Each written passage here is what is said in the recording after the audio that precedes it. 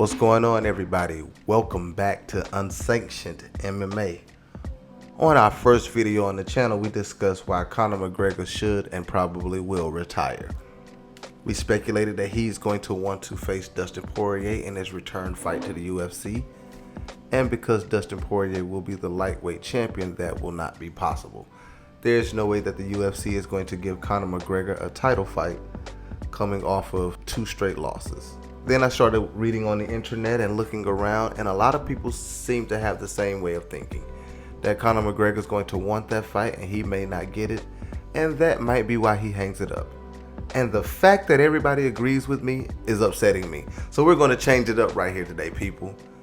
I'm here to tell you why Conor McGregor's first fight back in the UFC will be against the lightweight champion Dustin Poirier. The fight will take place at welterweight. It makes sense for everybody. It makes sense for everybody for Conor McGregor and Dustin Poirier to do this 4th fight at 170. It makes sense for Dustin Poirier because he's going to want another red panty night. Why not? It's going to make sense for Conor McGregor because why come back off of rehab, off of a broken leg, off of your first training camp back, off of a broken leg and rehab, and have to worry about shrinking down to 155. Secondly, all of Conor McGregor's interesting fights are at 170. There aren't too many people left at 155 that we want to see Conor McGregor fight.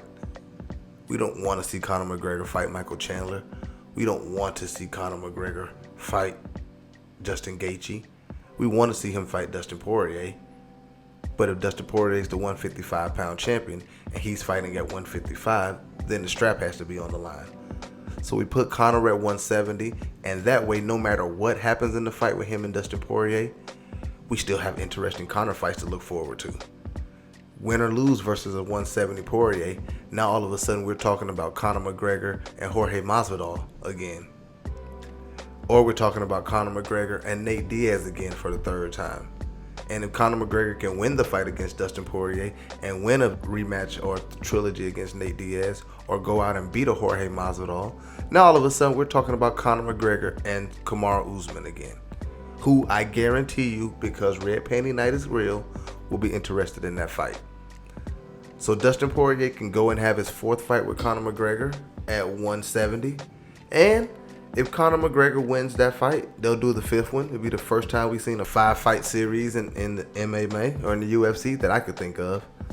And we'll see how it goes. But I think that Conor McGregor and Dustin Poirier do the dance Conor's first fight back, and I think the fight takes place at 170. You guys let me know in the comments. Do you agree? Do you disagree? Could you see Conor and Dustin coming back and fighting at 170? Would you be interested in that fight?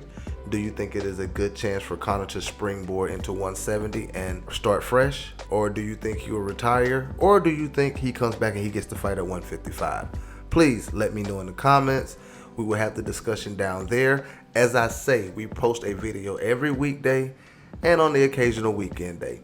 Thank you for tuning in to Unsanctioned MMA. Until tomorrow, it's been real.